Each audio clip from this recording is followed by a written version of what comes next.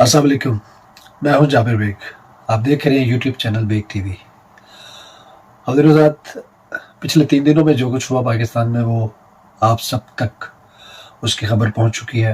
यकीनन आप सब ने देख लिया होगा। पाकिस्तान की तारीख़ में इससे कबल भी शायद 1-2 ऐसे वाक़यात हुए जो कि तारीख़ का हिस्सा बन गई, जिसकी वजह से पाकिस्तान की जो अदलिया है वो कई सालों तक या अभी तक भी उस पे सवाल उठाए जाते हैं। उन फ़ैसलों के ऊपर उनको बड़ी तनकीद की नज़र से देखा जाता है। उसी तरह का एक बड़ा अनोखा, बड़ा अजीबो-गरीब किस्म का और बड़ा शर्मनाक किस्म का एक फ़ैसला जो इमरान खान साहब के ख़िलाफ़ दिया गया बड़ी उजलत में, उस फ़ैसले के बाद भी अदलिया के ऊपर जो थोड़ा बहुत एतमाद था लोगों को, वो भी ख़त्म हुआ।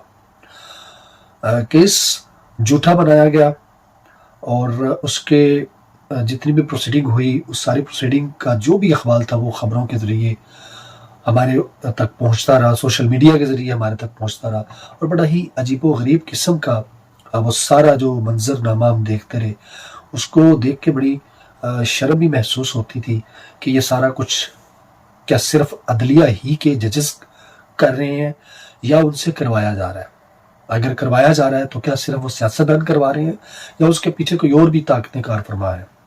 तो ये सारा कुछ पाकिस्तान की बाशऊर अवाम को सारी इस चीज़ की समझ और पता है, लेकिन ये बड़े अफसोस की बात है, बड़े दुख और तकलीफ़ की बात है कि ये जिस तरीके से पाकिस्तान की एक मकबूल तरीन जमात को और एक बड़े मकबूल तरीन लीडर को, जो न सिर्फ पाकिस्तान का लीडर है, उम्मत मुस्लिमा की एक बड़ी गरजदार आवाज़ है, इस्लामोफोबिया को लेके उस हवाले से मैं बात कर रहा हूँ, तो उस आवाज़ को किस तरीके से दबाया जा रहा है। अपने ही लोग बाहर की ताकतों के आला-कार बन के उस एक अजीम लीडर को दबा रहे हैं जो इस मुल्क को बहुत ज़्यादा अच्छे तरीके से चला सकता है, बड़े फ़ायदे दे सकता है, इस मुल्क को तरक्की की राह पे गामज़न बड़े अच्छे तरीके से कर सकता है, नई-नई चीज़ें इस मुल्क में डेवलप कर सकता है।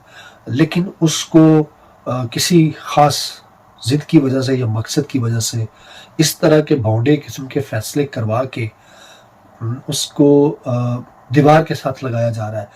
ये बहुत अफ़सोस वाली बात है। हम अफ़सोस ही कर सकते हैं। इससे कबल भी बहुत सारे लोगों ने जो बड़े हाई लेवल के जो लोग हैं, उन्होंने अपने तरीक़ों से बड़े जो अख़बार हैं, जो बड़े अदारों के लोग हैं, उन तक ये मैसेज पहुँचाया है कि आप ऐसी चीज़ें ना करें, अपने अवाम के साथ इस तरह की हरकतें ना करें। लेकिन वो इस पॉइंट को समझ नहीं पा रहे। वो शायद अभी भी उसी मेंटालिटी के साथ चल रहे हैं कि हम अपनी ताकत के ज़ोर पे सब कुछ मनवाएँगे, हम अपनी शराइत को मनवाएँगे, हमारे जो मकासद हैं वो हमने हासिल करने हैं। तो ये चीज़ें बड़ी दर्दनाक हैं, तकलीफ़देह हैं और ये आइंदा पाकिस्तान के फ्यूचर में आने वाले दिनों में बहुत नुकसान पहुँचाएँगी। तो मैं उस फ़ैसले के बारे में बात कर रहा था कि इमरान खान साहब को जिस तरीके से जो तोशाखाना का केस, जिसको बुनियाद बना के एक बड़ा अजीबो-गरीब किस्म का केस था, जिसमें हर चीज़ बड़ी साफ़, बिल्कुल शफ़ाफ़ तरीके से खान साहब ने पेश की। उनके ख़िलाफ़ केस किया गया। हालाँकि उन्होंने एक चीज़ जो उनको तोहफ़े में मिली, उन्होंने तकरीबन 2 करोड़ में वो बेची। उसके बाद उन्होंने उस पे 94 लाख रुपया टैक्स भी दिया। उस केस के ऊपर उनको नाअहल कर दिया गया। जब प्रोसीडिंग चल रही थी तो जज ने उनको गवाहान हैं वो पेश करने नहीं दिए और जल्दी से फ़ैसला सुनाया और चलते बने।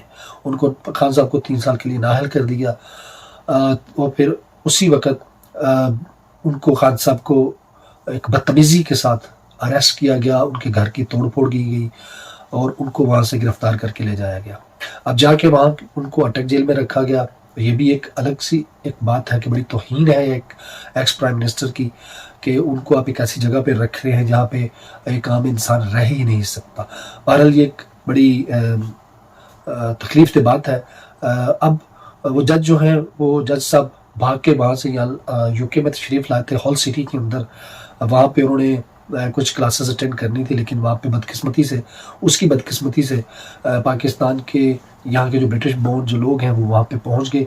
उसके किए हुए एक भौंडे फ़ैसले के ऊपर जो उन्होंने जवाब तलबी करनी थी, وہ بھی میڈیا کے اوپر گردش کر رہے ہیں، سوشل میڈیا کے اوپر، کہ یہ اس طرح دیکھیے گا، یہ لوگ جو اس طرح کی حرکتیں کر رہے ہیں، غیر آئینی اقدام اٹھا رہے ہیں، یہ سارے ریورس ہونے ہیں۔ یہ منصوبے جو دنیا کے اندر یہ لوگ جو بنا رہے ہیں، یہ منصوبے ان کے دھرے رہ جانے ہیں۔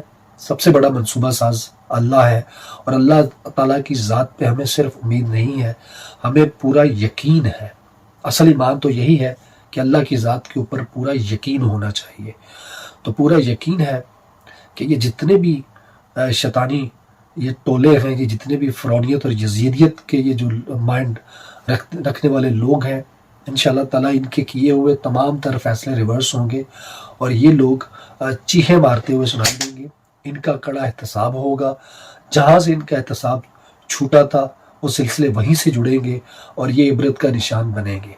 لیکن ابھی جو اس وقت جو چل رہا ہے وہ بڑا مجھے چونکہ ہمارا پاکستان ہے، اور پاکستان کی عدلیہ کے حوالے سے جو اس وقت باتیں چل رہی ہیں کہ کتنا مذاق بن رہا پوری دنیا کے اندر، پہلے ہی لیول بہت ڈاؤن تھا، لیکن اب اس طرح کے فیصلوں کے بعد اب کوئی بھی ان کے اوپر ٹرسٹ کرنے کو تیار نہیں ہے، نہ پاکستان کے عوام، نہ پاکستان کے اندر رہتے ہوئے، نہ پاکستان کے باہر رہتے ہوئے، اب اس عدلیہ کے اوپر کسی کو ٹرسٹ نہیں ہے۔ ہمارے چیف جسٹس صاحب بالکل بھی کوئی اس طرح کے جو غلط فیصلے ہو رہے ہیں، غیر آئینی فیصلے ہو رہے ہیں، ان کے اوپر کوئی ایکشن نہیں لے رہے، سو موٹو نوٹس نہیں لے رہے۔ ان کے چند دن رہ گئے ہیں، کیا ہی اچھا ہوتا کہ وہ جانے سے پہلے کچھ اچھے اقدام اٹھا لیتے، اس طرح کے فیصلوں کو ہونے سے روکتے، عدلیہ کی ساکھ کو بحال کرتے، لیکن بدقسمتی سے وہ ابھی تک نہیں جاگے۔ تو this is my Pakistan, this is what happening in Pakistan. انشاءاللہ very soon we will see all these goons in the jail, behind the bar, behind the jail, screaming and crying very loudly۔ وہ دن بہت جلدی آئے گا انشاءاللہ کہ ہم دیکھیں گے کہ پاکستان ترقی کی راہوں پہ گامزن ہوگا، پاکستان کی اور پاکستانی پاسپورٹ کی دوبارہ سے عزت بحال ہوگی، جب ایک ایماندار، ایک نڈر، ایک بہادر لیڈر اس قوم کو دوبارہ سے ملے گا۔ پاکستان آئندہ باد۔